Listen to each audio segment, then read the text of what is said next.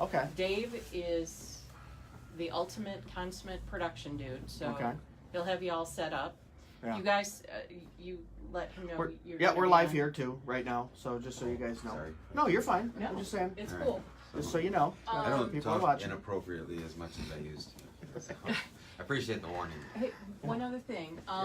What are you doing later? I want to give you a holler. Just call me. Yeah, well, I turned do. around. If Yeah. you don't, I'll just blow you up Wind's with blowing texting. Right. Jackknife truck. I said, you know what? Hike this As for they a say in conference showbiz, call. I'm just don't going break a back leg. home. Right. So I got here This is easy. a little earlier. You got but, this. Hey, We'll be all right. I'm right here. Yep. Maybe I'll just You stop still by. live in the same Hey place? guys, we're gonna get started here in a few minutes. So I'm I'll see ya. I'm Okay. gonna run home, take care of the dog. And Oh, Do you want me to say hit? there's I can hit coffee, something there if water. you want. you did. Pardon? Just hit that. Yeah, 3-chord button. There And we once go. you start seeing it run, the numbers counting, it should go. Sure. It should be good to go. Okay. Cool. So this I is won't- your first show? Yeah, it's the first one. It's pretty cool. I And know we've you did got some other television people. in the past and all, but this is the first one with this rate. This is Yeah. your first guest. This and is the your first show? guy right here. He- Bring he out the set big the bar- guns for the well, first one. Is what I I know, said. I know. You set the bar pretty high. I know, just right? wanted to tell you. Doug Very, Chapin very was like, "Really? recently, I I gotta used to follow be Brian somebody." because he's coming on next week."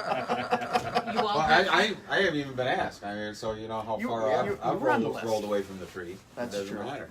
I'll, I'm doing Flashpoint on Friday up in Detroit, and they asked me, and they want me to do the post State of the State address. Okay. I didn't watch it. So now I got to go find out what she said. I was on the treadmill at Planet Fitness, and it was going on. So they did the text thing, you know. Yeah. What do you call that when you're watching TV and they tell you what it says? Yeah, a Closed closed caption. caption.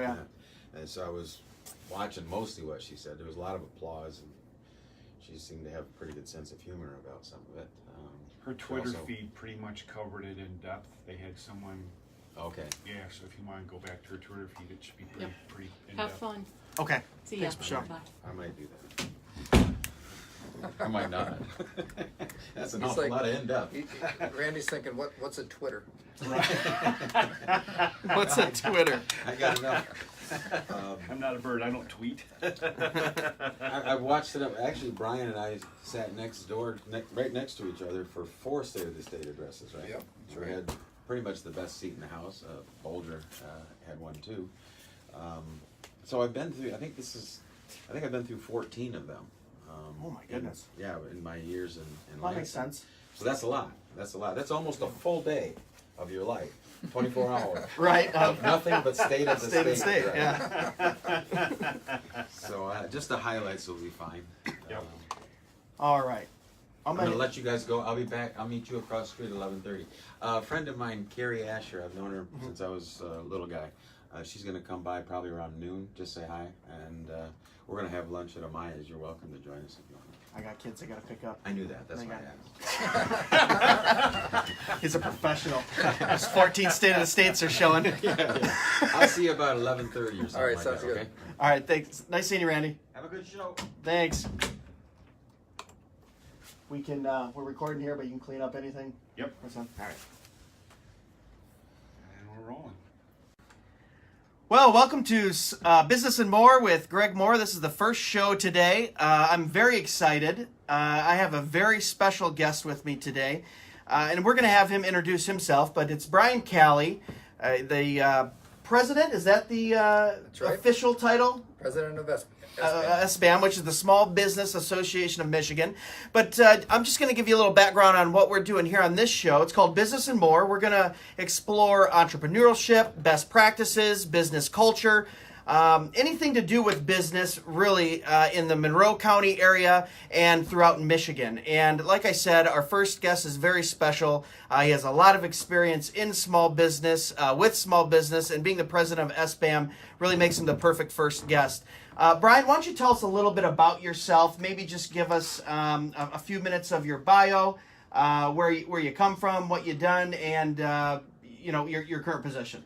Well, I'm a small town guy, so I did most of my growing up in Iommi County, Michigan. That's right between Lansing and Grand Rapids. And Okay. Having grown up in a small town, mostly a rural farming community, the economy dominated by small business. And so as I got my first real job, in other words, my first job not working for my dad, it was at a local bank in the mailroom. and I worked my way up to being a commercial loan officer. Small business lending is what I did, and so my first career really in banking was all around small business, and then as I developed kind of an interest or a taste for politics, served on the Iowa County Board of Commissioners.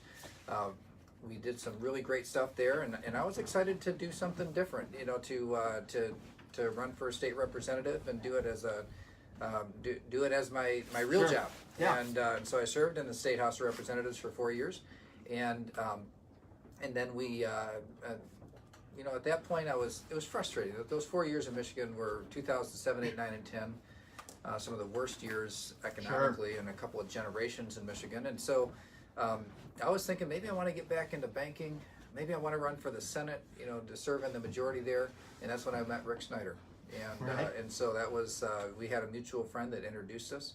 The funny thing is, I said, when he first reached out to get together, I said no, because I didn't have time to, I was very busy, I didn't have time to meet with somebody who had no chance of winning. And then, but then finally we did get together. And for those of you that are listening or watching who doesn't know, Brian Calley was Michigan's lieutenant governor for for 8 years. So there's some people maybe not watching or watching that are outside of Michigan might not know. But so you're lieutenant governor. So Rick Snyder was our governor, and you were introduced to him. How long ago were you introduced to? So that would have been about 8 years. That would have been that was in 2009. So Okay. the year before the election year where he was elected.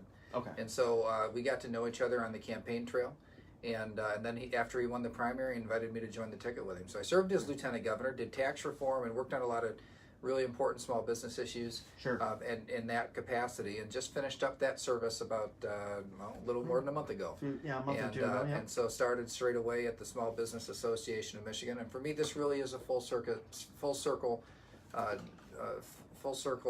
career move. I Sure. mean, this is back to my roots. I mean, I love working in entrepreneurship and just the people that are making our communities grow. So tell me a little bit about, you said your first real job after your family job. I grew up in a family business as well. I would say that is a real job. I don't think anyone has worse than the son or daughter of a mother or father own a business, because you're working longer hours, you're probably getting paid a little less, but it's a great place to cut your teeth and just kind of learn about business. So what was that business that you So my worked dad for? my dad is a doctor. Okay. And so he had a family practice in a little town. And I started out filing back when they had like paper files. Sure. So my first job in 7th grade, I would get out of middle school. I'd walk about a mile from middle school to where his office was. Okay. And I would file papers until it was time to go home or until it was done. And Okay. then I started answering the phone. I started doing medical insurance billing after that when I was in high school. And by the way, medical insurance billing is a horrible way to spend a day. Sure.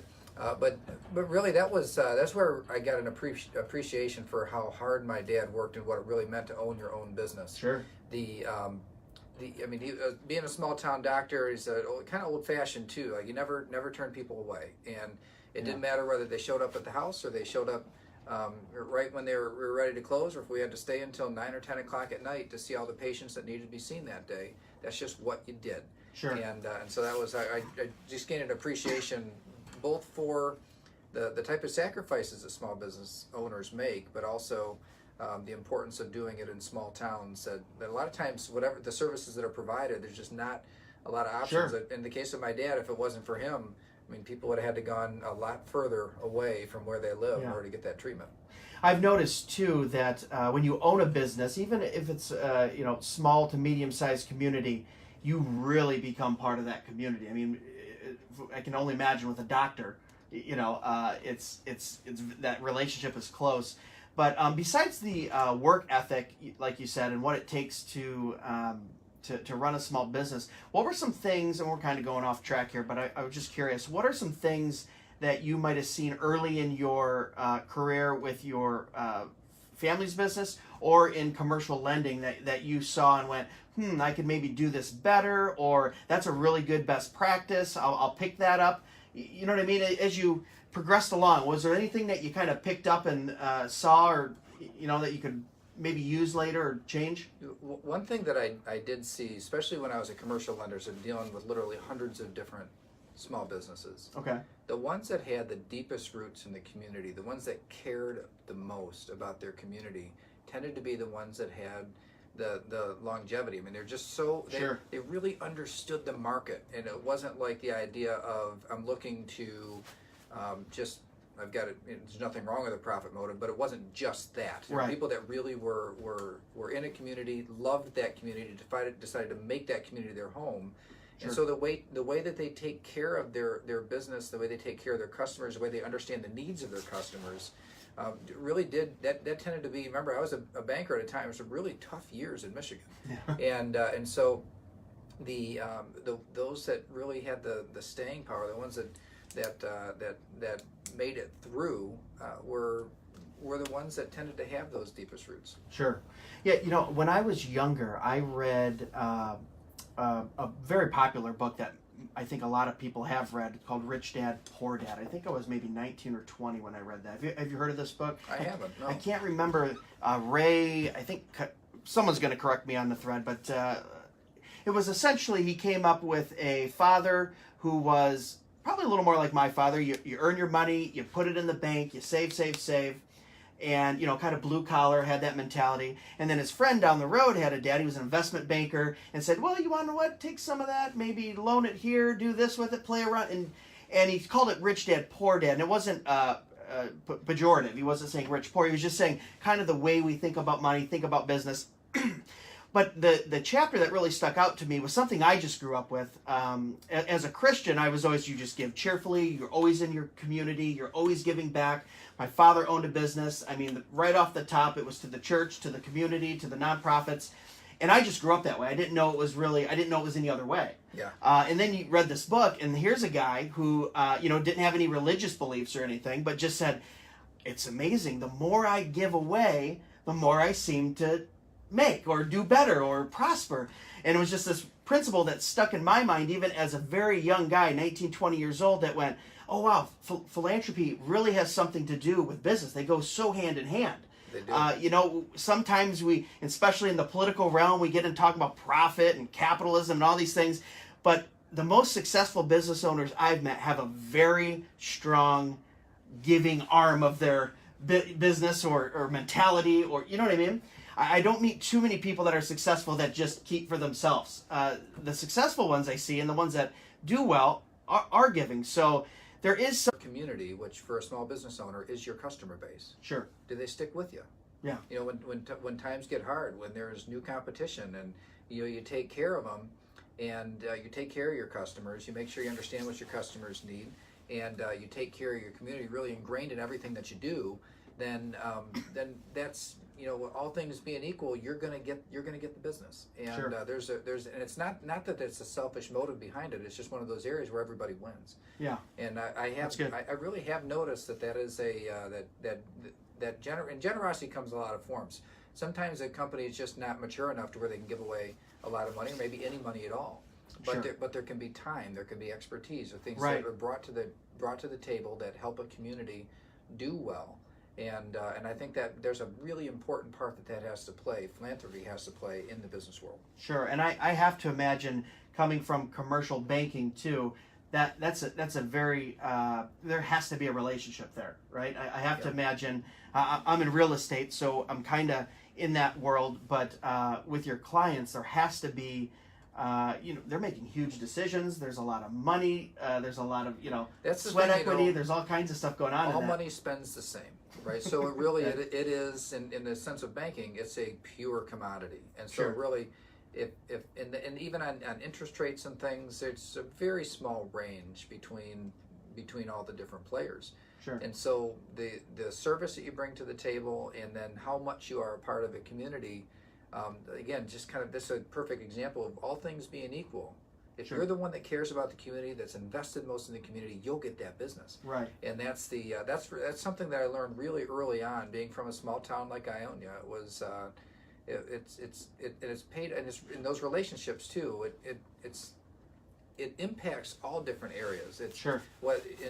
I work now in the kind of in business services and public policy. So Sure. Small Business Association of Michigan is a big organization, 27,000 members, and we and we do a lot for our members, and there's a lot. Our members join for a lot of different reasons. So I do work on public policy and changing laws and that sort of thing.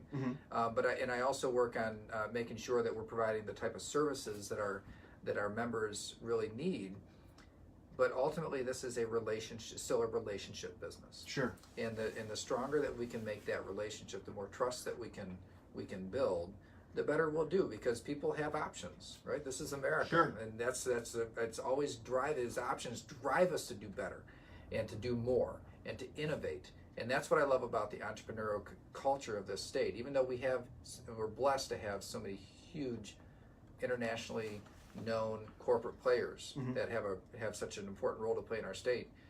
The ecosystem of innovation and entrepreneurship in our state, that's where I think that's where our competitive advantage is. Okay. That's where I think Explain our best that a little use bit. are- What do you mean by that's our advantages? So when you take, for example, we have large pharmaceutical companies and automotive companies, aerospace and defense is very large in our state. There's the food industry, but the innovation that's happening among a very long supply chain is really what is making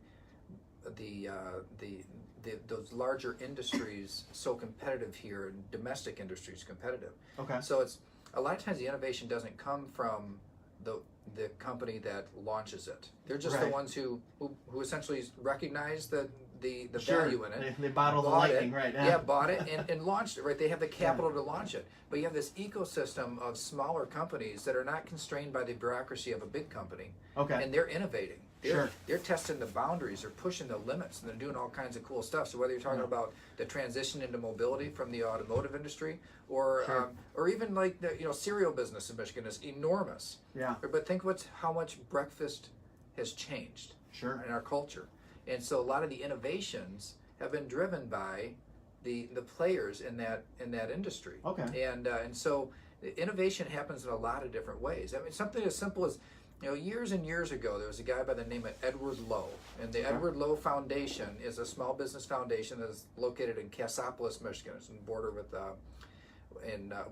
Indiana. Okay. Edward Lowe was in one business that wasn't doing very well, and on the side it turned out that he had this dirt that had like ammonia, and it was very absorbent, and it masked smell. Okay. And just as a side thing, there were these little old ladies that came to him, and they liked to get bags of that dirt for their cats. At that time, mostly kitty litter was not in existence. People just used sand. Sure. And then he recognized this could be a business. Yeah. And so he started bringing it to local pet shops. And they said, why would somebody pay $1 for your brown bag with marker written on it, kitty litter? Right. Why would they pay $1 for that when they can get the same amount of sand for a dime? Right. And so he said, just put it on the shelf. I'll give it to you for free, and let me know if you want more. Right. And a week later, that first order came. We want more, and Sure. kitty litter was born. Right. This Yeah. was a person who just saw a need Yeah. and innovated, Yeah. and then it turned into this this huge, successful, internationally known brand. So Sure. you think about the automobile is an invention of Michigan. Sure. So is kitty litter. Right. Right. I mean, That's quite a span there. it Yeah, is yeah. the innovation though that happens in our state is it's incredible, and it continues to happen.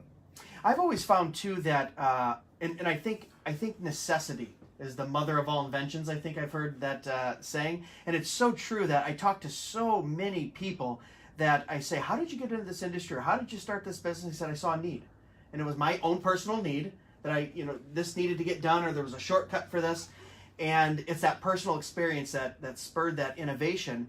And that's what gets me so excited about small and medium businesses too, size businesses, is just because there's really no better way, I feel, for innovation than like having that need, and then you have someone go, I got to fill that. And if I can make a profit and feed the family too at the same time, that's a good thing. And profitability is really important because that's sustainability. So in Sure. the business world, if you're not making money, it's really hard to sustain what you're doing. Sure. And so that's why we think about sustainability environmentally, Yeah. but sustainability in business it's a good thing, and Sure. it creates, and so that's why at heart, I'm a capitalist. Sure. And the idea of making profit, I think we need to kind of take back some of that ground and make sure that we don't lose hold of the fact that profit is a good thing. Yeah, it's not a P word isn't a bad word. Yes, exactly. And so, but as you see those needs, that's where when everybody wins. These are voluntary transactions in our system. Sure. Right? Somebody sees something, and either there's a market for it or there's not. And it's really, in a lot of ways, the perfect system because I'm deciding, and whether or not that business survives or not depends on whether or not the consumer says, I find more value in that thing or good or service than what you're asking me to pay you, and therefore we're going to engage in this transaction. Well, it's a mutually beneficial exchange, right? That's, I think Friedman said that. It's I always tell the example, if there's a guy and he needs a hole dug and he has $10 in his pocket but he doesn't feel like doing it, and a guy walks by and says, "I'll give you $10 to dig this hole," and he says, "Take you about an hour," and it's, well, the gentleman with the $10 values his hour more than the $10, and the gentleman digging the hole values the $10 more than his. So it's a nice mutually beneficial exchange. But I was going to get into your position in SBAM, but since you brought up kind of the policy and things like that, can we talk a little bit about your time in public office and just kind of how you had, maybe through the lens of, working for a small business, being, part of a leader in a small business, how that kind of shifted? Right here, and yet I saw an economic development strategy by the state that was focused on how do we convince somebody from someplace else in the world to come in here and save us. Sure. And so I was really driven to shift that focus to instead of just looking at business attraction, how do we create an environment of success around the people that are already here? Sure. That's literally why I ran for state representative originally. Okay. Now those were some frustrating years. It seemed like. And what years was that? Just 2007, 8, 9, and 10. Yeah, so wow. these were Michigan's toughest years. Yeah. I used to say at that time, state government's not as bad as you think. It's a lot worse. It's a lot worse. And so that's the frustration though is just getting the regular things done was difficult, and there was this mindset about somehow state government was going to make it through this recession, really a super recession, almost depression here in Michigan. Here in Michigan, yes. For somehow we'll make it through without changing, and so at that time it seemed like my job often was making bad less bad. So I couldn't stop the Michigan business tax from happening, but I could negotiate an alternative filing option for small businesses. And about 30,000 small businesses were saved from the Michigan business tax because of the work that I did. Sure. It's actually the reason why the organization I work for now, as a freshman, for the first time ever, they made me their legislator of the year. Right. They had never made a freshman legislator Really? of the year. And they did at that time because of the work that I did, just engaging, saying, I know I'm not going to like this whole outcome, but I can save some, and I'm going to do what I can. Sure. Now, when I joined the Snyder administration, then it was a matter of driving the policy from the get-go. And we decided we'd scrap the old tax code that was 49th out of 50th in the country, and pass something simple, fair, and efficient. That we have the simplest corporate tax code in the nation. Maybe speak to that. Maybe give me 1 or 2 or 3 examples of some of the things you did that was pro small business or entrepreneurial, in that administration. Yeah. Well, here's the first thing. If you're a small business, like anybody listening right now, a small business will know this for sure, is that you're an LLC or an S corporation or a partnership or a sole proprietor. Yep. And very few small businesses are C corporations. So what happens is all your income flows through to your personal tax return, and you pay taxes there. Right. So the first thing that we did in the Snyder administration is to say anybody who has one of those pass-through entities, the small businesses that are already paying income tax on their personal tax return, you don't even have to file a corporate tax return. That we're taking away the administrative burden, and we're taking away the tax burden of it. And for a lot of companies, it costs more to prepare the tax return than what they owed in it. So that was the first big thing that we did. And then on the tax front with personal property tax, we did a small parcel exemption for that as well. But so if you have a personal property tax, this would be a business equipment parcel that has less than $80,000 in taxable value. Okay. You don't have to pay personal property tax anymore. Right. And the amount that you paid and the amount it cost the local government to assess and collect was more than what was being paid. Down, it was just not. It just didn't make any sense. And so that was another thing we did on the tax front. But on the services front, it was we launched something called economic gardening, Okay. and this is what I'm really excited about now. Talking with the legislature and the governor's office about scaling up what I kind of view as a pilot, and it's called economic gardening. Okay. And that is where there are certain things that a second stage company, they're no longer a startup, but they're Okay. growing. They're getting ready to grow, Sure. or they want to grow, have a desire to grow, have a capacity to grow. But there's a lot of things that they don't have that their bigger counterparts would have. Okay. So if you're if you're Walmart, for example, you're going to decide where you're going to put a store. You know everything about the market before you make that decision. Absolutely. You buy very sophisticated market data, and you have very sophisticated analytics about price points and everything you need to know about the market that you're going to go into. Sure. So one of the things that we asked MEDC to do was to get the market data for the entire state, and provide and then develop the capacity to provide the sophisticated analytics around it, so that a smaller company can have the same information that a big company would have. Okay. It's the idea of providing a service as opposed to like a tax credit. Right. So like a tax credit would say, you're going to go into this uncertain situation, and maybe you'll succeed, maybe you'll fail. We'll give you a tax credit if you give it a shot. Right. Well, how's the government know what's a Right. good idea and what's not a good idea? Sure. Why not provide the type of service that gives equal footing to that second stage growing company? Sure. And so that is that's an example. But now, if you extrapolate from there, there's so many different. And who's things. providing that service? Just to be clear. So it's done by the MEDC today. Okay. They have a Yep. capacity to service about 50 companies a year, Okay. and it's been a really cool success. Yeah. And this is the sort of thing like, why not do more of those sorts of things? Right. But then on top of that, how about this? When a company is looking at, they've got a product or service and sell it all over the world, but if you've never done an export sale, you don't know how customs work. Right. You know, how do you even get into that? I mean, if you want to sell into Europe or South America or even Canada, I mean, there are things that you just wouldn't know, and a small company is not going to have a staff. Right. They're not going to have an export staff, right? So, Right. So the idea of it's the concept of teach a man to fish. Sure. Right, where as opposed to giving something that has a finite value, tax credit so you can go out and spend money on buying a service, why not teach the skill? Sure. And it might be the leap to e-commerce. You Yeah. know, a company that needs to go from how they're doing it today to expanding the market through e-commerce. And you know, e-commerce is more than just having a website. Right. And so there's so that type of knowledge, that type of knowledge base. What we're hoping to do, what we're putting on the table now, is a proposal to bring a lot of small business organizations like SBAM, but it could be the Small Business Development Center, SBDC.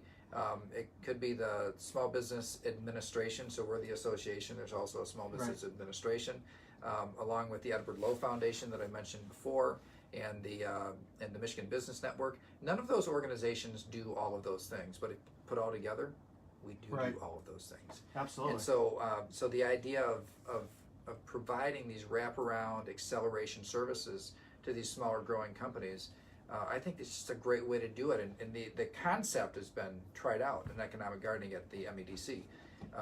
If we were to go toward that, the value proposition is so much better than the economic hunting approach, which is, you know, going around the world and, hey, who can we get to move here? Right.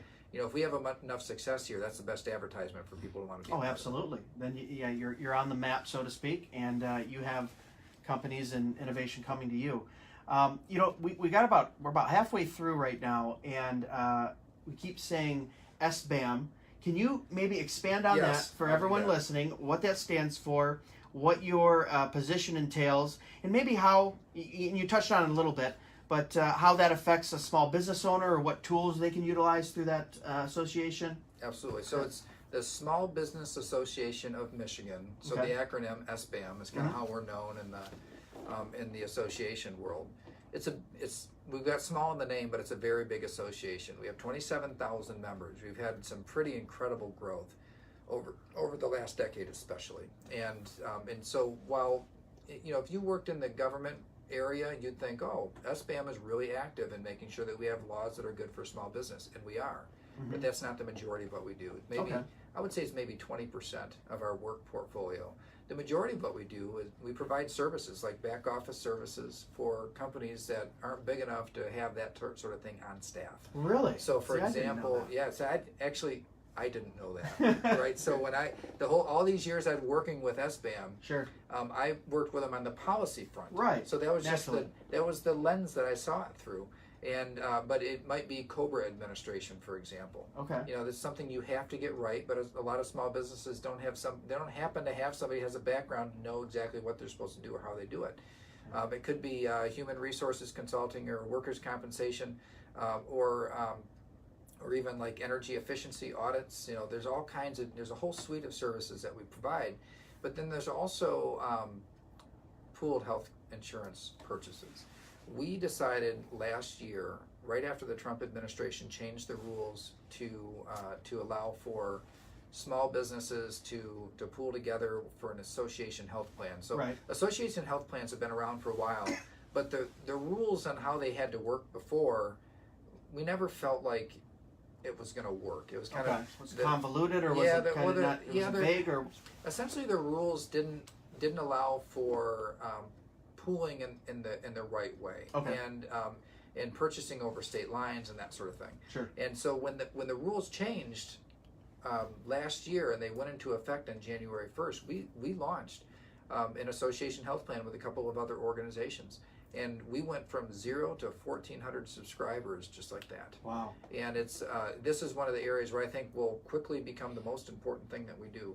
And it tends to be the smaller companies that, you know, they're either sole proprietors or they have up to 10 or so employees. They get the worst deals on buying Sure. health insurance because they're just part, and there's nothing they can do to affect it. If you're part of a big pool, you know, wellness programs and that sort of thing, and people living healthier lifestyles can help bring down your rates. But if you're a small group purchaser like that, Right. you just get the rate, right? Whatever it is, and that's and that's where this makes it the biggest difference. So I think this is going to fast become one of the most important things that we do. Sure. It's not the right answer for every business, but we're finding for about a third or so of those who check it out find that it is their best option. So, I have a small business in Bedford Township. I live in Temperance, which is in Bedford Township. And this gentleman at the time had 30 employees, and he said, "You know, we're going to do the right thing. We're going to pay a good wage. We're going to get health insurance for all my employees." And when I talked to him about that, he just, 6 months later, he goes, "It was such an overwhelming." He goes, and he renovated $5 million in his building and hired employees, and he has chefs and cooks and all these things. But he said that was just such an overwhelming process, something he didn't know about, and then figuring out, like you said, how, can I associate? Can I do? So is that something that SBAM might be beneficial? Maybe he calls someone and goes, "Hey, I need information on this," or "Can you point me in the right direction?" Am I thinking correctly when you're talking about that? That would be an example. What we like to do for our members. By the way, we have free membership too. There are different levels, but somebody can kind of get in the door free and stay free as long as they want. Just access to information, basically. But we do. But when we provide the services, they are the types of services where they're not intuitive. You don't just know how to do these things. Right. So Yeah. a lot of times, like a business owner, especially a small business owner, they're an expert in their craft. Right, they know the business really well. And think about like my father, who's a doctor. Sure. I mean, he ended up learning how to be a businessman later. Right. But the thing is, what he knew how to do is be a doctor. Right. And so all of these things that you have to do, the rules that have to be filed, the things you have to keep track of. We're going to have, for example, there's minimum wage and paid leave time rules that are going into effect. Yeah. And so companies that just want, because that's what they do. They want to be compliant, but they have to know how or what's the information. What do I need to do to be compliant with these rules? That's the sort of information and service that we provide. So it might be an actual service like, hey, I need somebody to administrate this COBRA plan for employees that are coming and going from my workplace, or I need to do a group purchase or be a part of your group purchase for health insurance. Or I've got this workers' compensation issue, and we need to work with you on all of those sorts of things we do. And then some things that we don't do, we have this really great partner network. Sure. And in the Small Business Development Center, SBDC, is an outstanding organization as well, all across the whole state, and they have a whole suite of services as well. I mean, there's we're all about making sure that businesses succeed or fail based on the quality of the idea and the relevance of the service and goods that they're providing, not on some unrelated issue to the business that they're in. And so there's obviously a growing demand for it, because it wasn't that long ago. 20 years ago we had 5,000 members. Today we just went to about 27,000. Oh wow, that's so quite it's just growth. incredible Yeah. growth.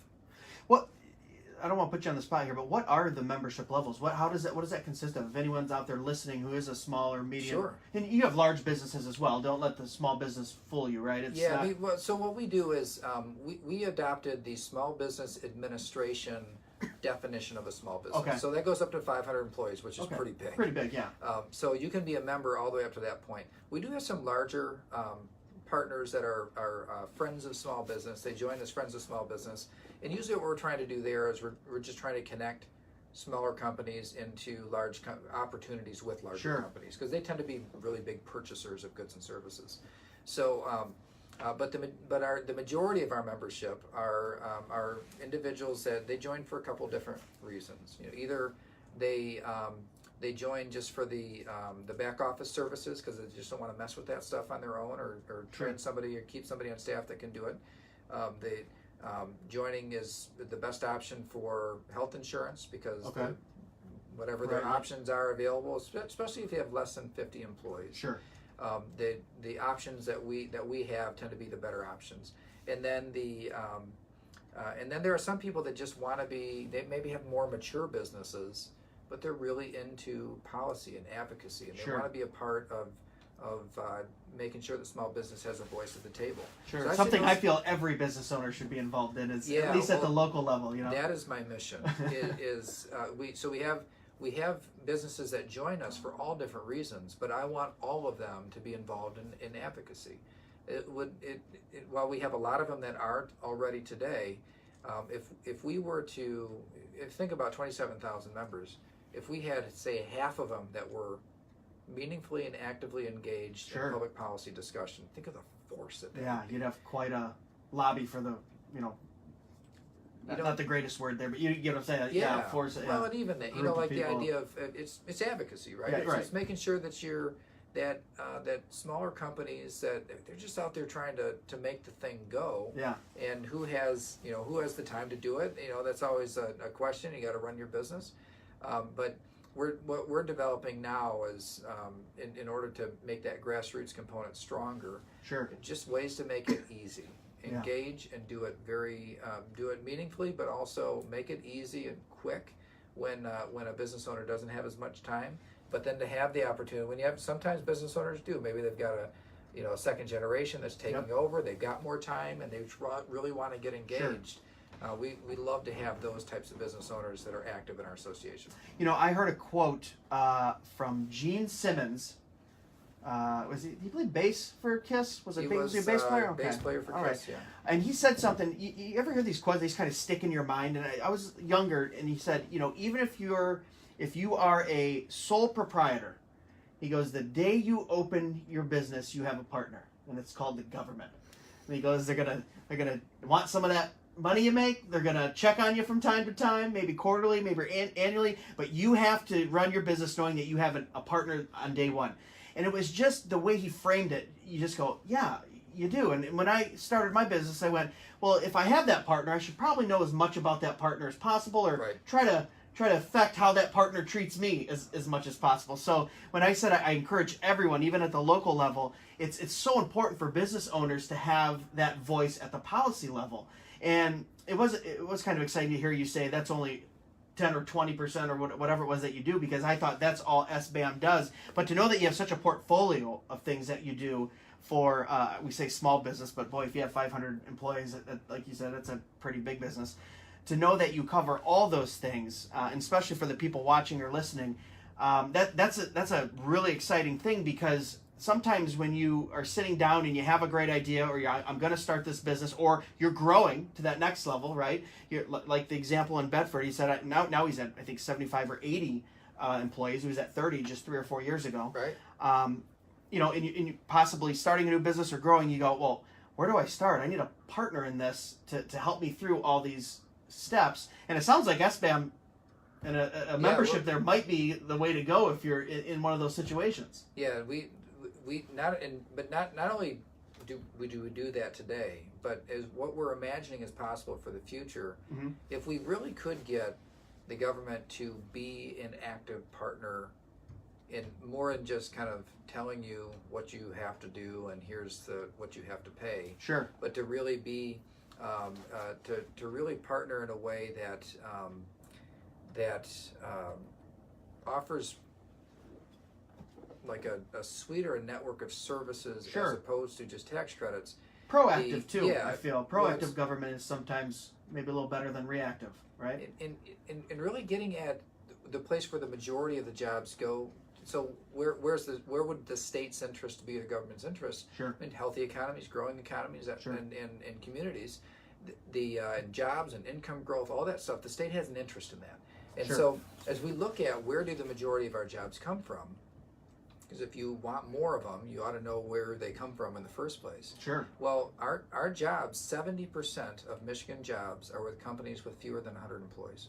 Oh, wow. 70%. That makes sense. It's and so that's the part, like there's a 501c3 called Michigan Celebrates Small Business, and SBAM is one of the partners in this 501c3. Okay. Every year for 15 years, we've gone through and selected the 50 companies to watch. Now, they're not necessarily the fastest growing companies, but they're just companies that are innovating, doing exciting things, and they are growing. They have to have fewer than 100 employees to be considered as one of these small companies to watch, and most of them more than a million in sales, but less than 50 million. So that's the kind of the criteria. So between after startup all the way to 100 employees, between $1 and $50 million in sales, even to kind of meet the criteria to be looked at. Okay. So when we select these 50 companies, we do an extensive vetting process, and they tell us all about where they've been for the last 4 years, and they project the end of that year, so 5 years. Okay. These 50 companies every year have a 4-year history of adding literally hundreds of jobs. And so if you were to consider, just for example, recently there was announced Waymo moving from Silicon Valley to Michigan and bringing 400 jobs. Okay. That's great. They're going to receive an $8 million incentive for that. $8 million. Okay. So wow. $2 million per 100 jobs. These 50 companies that I'm talking about, when you put them in aggregate, Okay. they're adding the worst. I shouldn't say the worst. The smallest amount of job growth that we've seen recently, just with those 50 companies, was 699 jobs in 4 years. Most times over 1,000. Wow. So, what if one company said, "Hey, in the next 4 years, we're adding 1,000 jobs"? Oh my gosh, they'd be falling all over backward. Where do we write the check? How do we make this happen? Right. These companies are already doing it. Right. And that's where I think we have that's where the most potential is there. Sure. To support companies like that better, so that you're not trying to get Amazon to move here, you're trying to make sure that the next Amazon starts here. Yeah. Yeah, it kind of feels maybe a little short-sighted when you try to go for that Hail Mary. Right. And you're just consistently doing that, and maybe, not seeing any fruition when in fact, like you said, and even the term economic gardening, I just like that term. It's like you're sowing something, so you cultivate, so you reap something. But let's shift gears here a little bit.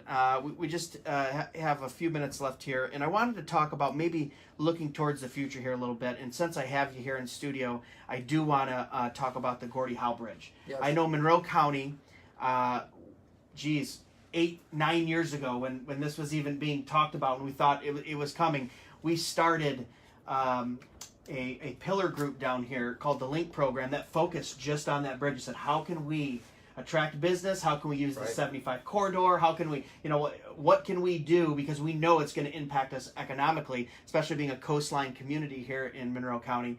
Can you speak a little bit about that bridge, which I don't know what the timetable is on it, but that is coming. How that might affect small businesses, even maybe on this side of the state or even Michigan as a whole? Yeah. Well, that bridge will have an impact on the whole country. Yeah. The right now, the two largest trading partners on planet Earth are United States and Canada. Yeah. It's bigger than United And what States percentage and comes China. through the bridge now? Because I heard a stat, and Well, it's a lot, right? Yeah, it is. But if you were to look at the commercial traffic for that Midwestern corridor, Okay. it's most of it, right? Yeah, I mean, it's a especially lot the of it, Detroit to Windsor, which has an integrated manufacturing area, that's 99.5% of the commercial traffic. Sure. So, and so a company like Chrysler, they send 400 trucks or 600 trucks a day Wow. over that bridge. That's amazing. So, that's our economy would completely grind to a halt Sure. if there was a maintenance emergency on the existing option. And then a 90-mile round trip to go up to Port Huron is just not an option. Right. If you're going from Chicago to Toronto, then yeah, take Port Huron is no big deal. Sure. But if you need to get from Detroit to Windsor, which is where a lot of the action is, That's what. in Yeah, the two manufacturing, big ones. Yeah. that's what you can't go through the tunnel. Commercial trucks cannot go through the tunnel. Okay. So the bridge is the only option. So anyway, this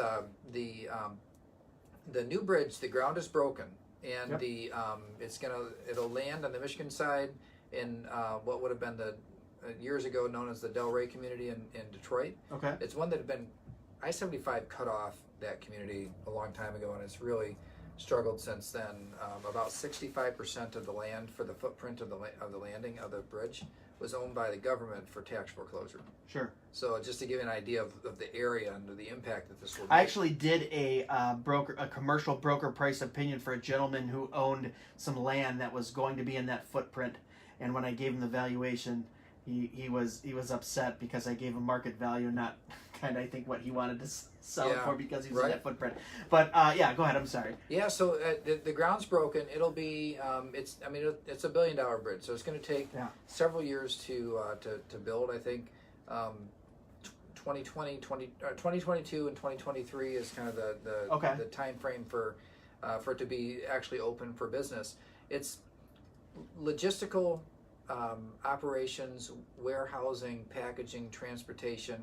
I think this area is going to be a real hub for that, and that's where because you have a multimodal transportation convergence there. We have rail lines, you have water access to deep sea, and surface transportation, and a world-class airport. Sure. All in right there. relatively close proximity.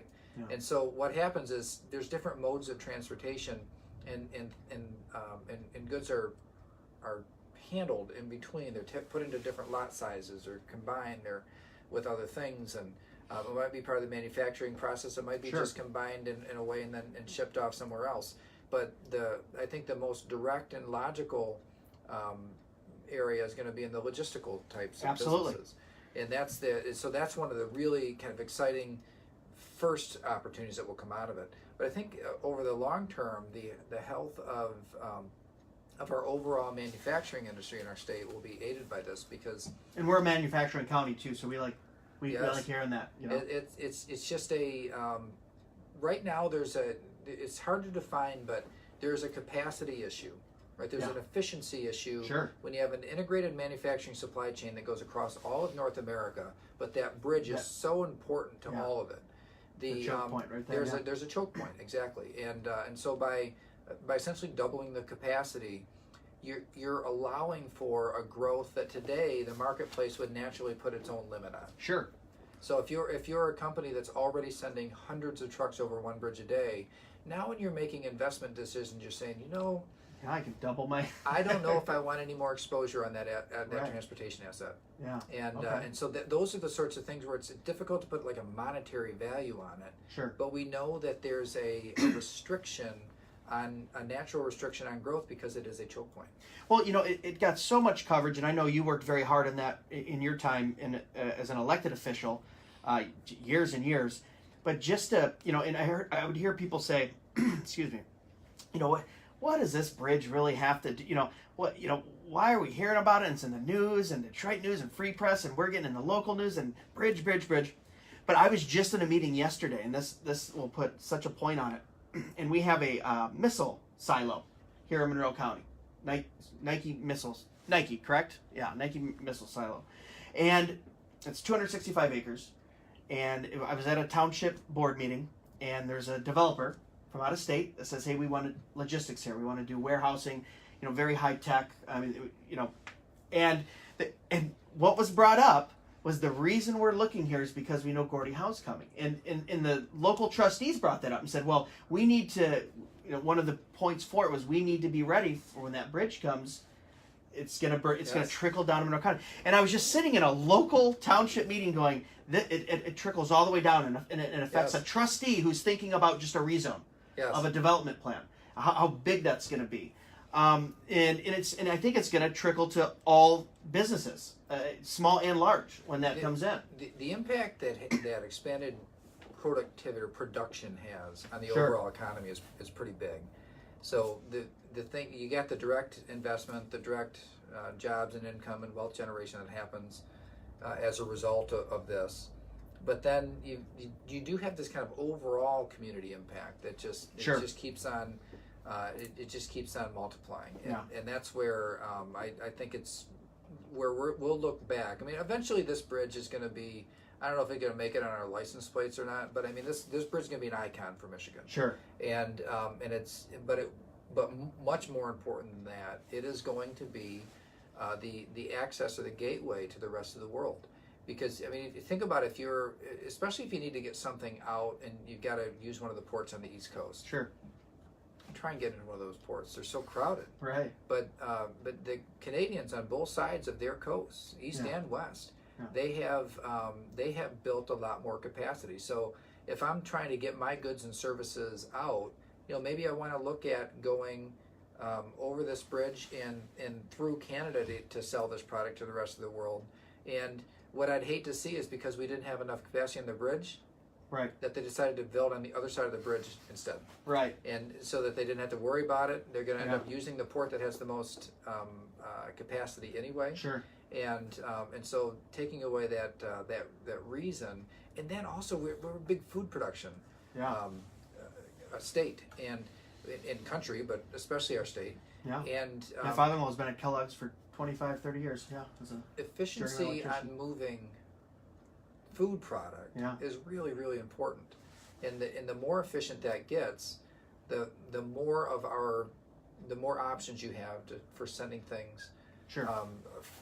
In accessing markets all around the world. Yeah. And so that efficiency of logistics is important to doing more domestic productivity. My brain just kind of gets all tingly when I start thinking of how everything kind of affects everything else. You put in a bridge, you become more efficient with distribution. That creates someone who moves in, sees where some innovation needs to take place. Maybe it's a larger business. Then you have some medium and small that go, well, I can solve a problem for this business that moved in here. And we see it in the auto industry as well, too. And I'm kind of segueing into just two more questions. We have a few minutes left here. But it's just, it's so great to see you and some other people in the past administration. Hopefully this carries through into the current elected officials, too, in Michigan, that they put such a value on making sure that bridge comes in and we see the results and the fruition of good planning over the years. But someone said, oh, you got Brian on, ask him this question. They said, what's his opinion on driverless cars? That was a hot topic for a few years. It's kind of cooled down a little bit, but it's always just kind of brimming. Michigan, obviously, we're a car-centric state. Where do you see it going? I know you even worked on some legislation, and obviously you had a relationship with the Big Three, being lieutenant governor. And now, as president of SBAM, where's that on your radar? Well, we don't deal with like the largest manufacturers aren't members because they're not small businesses. Sure. But we do have a lot of companies, particularly high tech and IT companies, that are developing the software behind making this stuff work. So there's this integration of the mechanics and software engineering that's pretty amazing. Driverless cars are coming, right? And it's going to change a lot of things. Sure. But I don't think it's going to be one fair swoop where people say like we didn't have them yesterday, we have today. You almost don't. People have driverless technology in their cars already. Right. You have lane correction. You have auto braking, automatic braking, and these are all autonomous features. And they get rolled out little by little. Sure. And so I think what'll happen is when that next generation has the option to get a vehicle that does not have a steering wheel. Yeah. Right. There are some people. I have a hard time picturing myself in a vehicle without a steering wheel. Yeah. And I'm 41. Sure. But my son, who's 14, He might. I don't think it's going to be the same thing to him. No. That it means to me. Yeah. He'll finally be able to text and drive if someone else is. Well, that's the Driving. thing is the distracted driving is That's huge. It is really, really huge. We saw that in the state of the state last night. There was a man who lost his son to distracted driving, and he was highlighting just some great work and advocacy since then. Yeah. But it's just one of those areas, and I know it's hard, right? Everybody's busy, and you want to stay productive and connected all the time.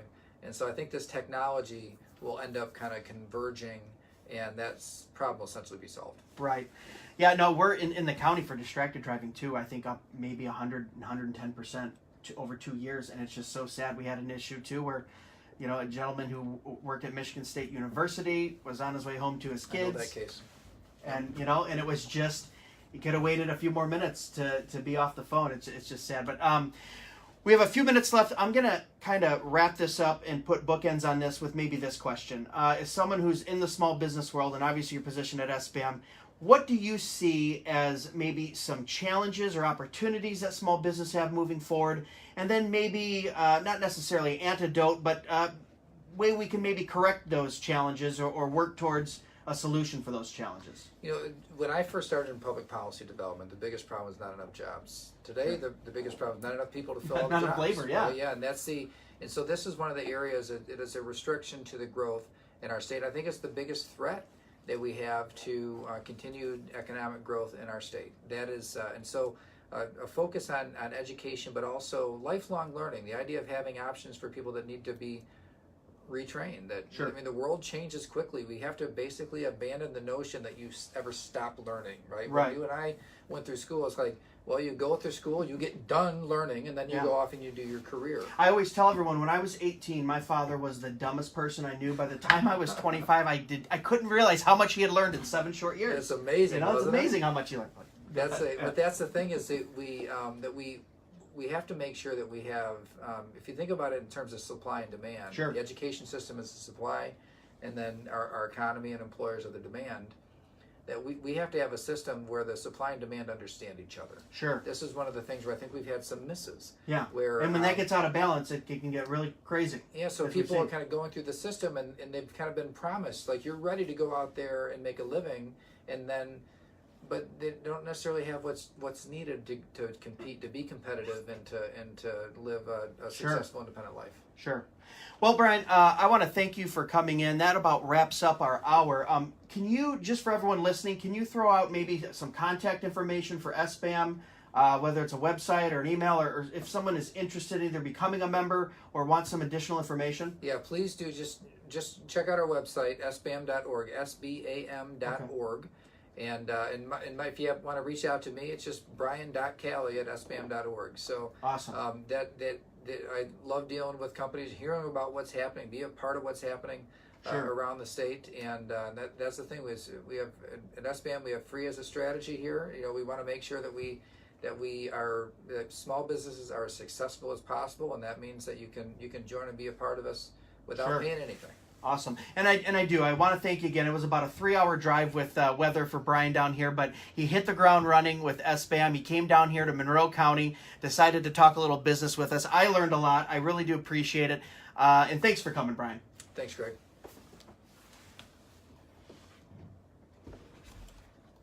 And guys, for you on Facebook Live, I'm going to put links for everything Brian said in the thread down there. If you guys have any questions or concerns, feel free to reach out to me as well. Thanks for watching, guys.